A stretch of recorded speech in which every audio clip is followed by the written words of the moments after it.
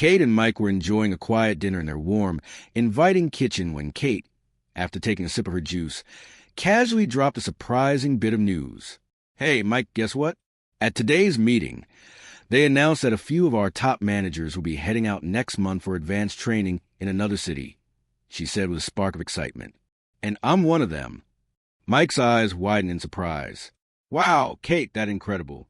How long will you be away?"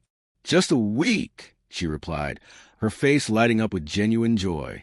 "They've already booked our flights and secured hotel accommodations." Mike felt a surge of pride.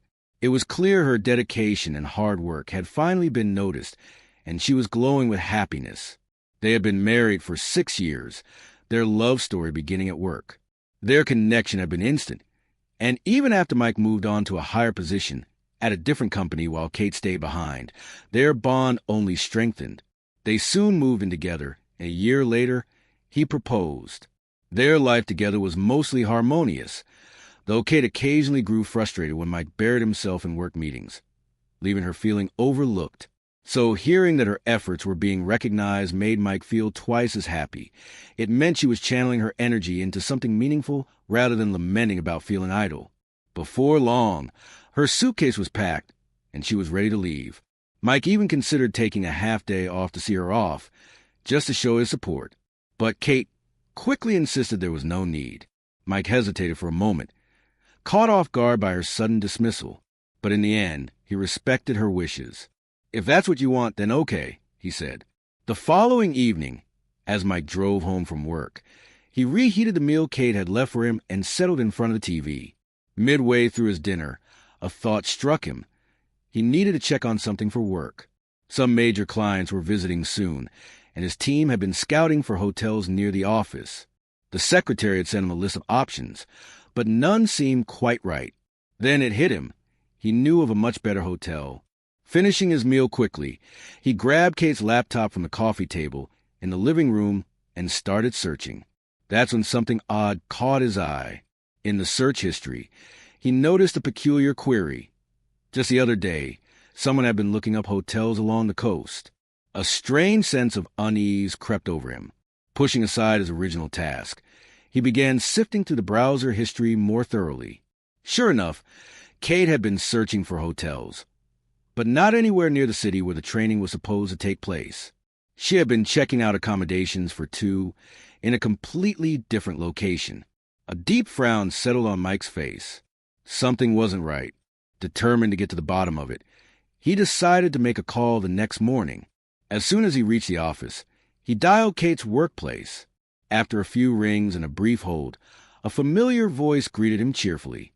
"Hi, Ashley. It's Mike, remember me?" he said warmly. "Mike. Of course, I remember you." Ashley responded with a friendly laugh. "How's everything?" Mike took a steady breath. "I'm calling because Kate mentioned the company was sending her for training in another city. I wanted to check which hotel she's staying at. I haven't been able to reach her." There was a slight pause. Then Ashley's voice came back, hesitant. "Mike, nobody has been sent anywhere for training. Are you sure?" Mike's suspicions deepened as he processed what Ashley had just said. Wait, Kate started her vacation yesterday? His wife had lied to him. Trying to keep his tone casual, he pressed on. "Maybe I got mixed up. By the way, Ashley, is anyone else from your team taking time off these days? Or is it just Kate?" After a few keystrokes, Ashley responded, "Not many, really." "Oh, but Brian Stevens, one of our managers, also went on vacation yesterday. You probably don't know him. He joined after you left." Mike felt his stomach drop. The puzzle pieces were starting to fit together in a way he didn't like. Forcing a polite goodbye, he thanked Ashley, sent regards to a couple of former colleagues, and ended the call with a sinking heart. "Kate, what exactly are you up to?" He desperately wanted to believe this was all some big misunderstanding, but the signs weren't looking good. Determined to get answers, Mike decided to call the hotels Kate had been checking online.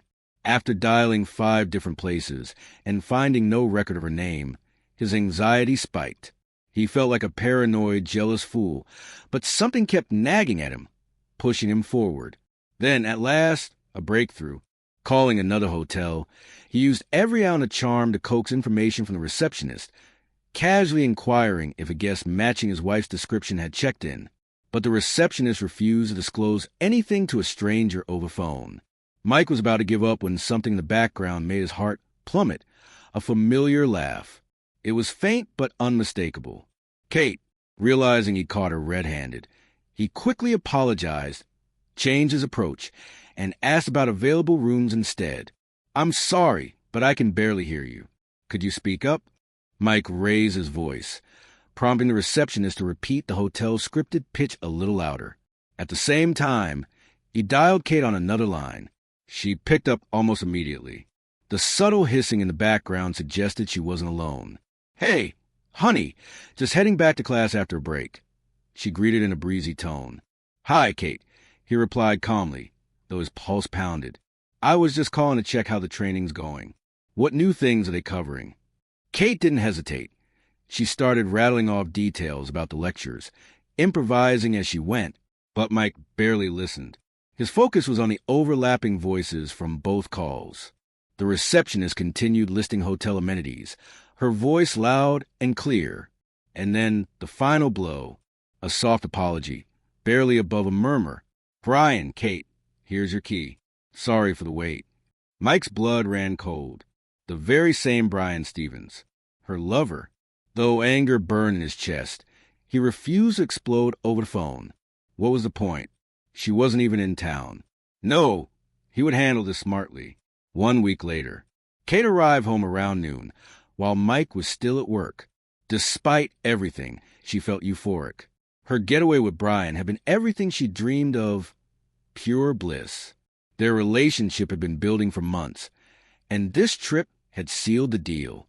The whole vacation had been his idea, and she adored how effortlessly he made her feel young and desired again. They had barely left their room, wrapped in their own little world. But as she reached her apartment floor, reality slammed into her. Scattered in the hallway were several bags.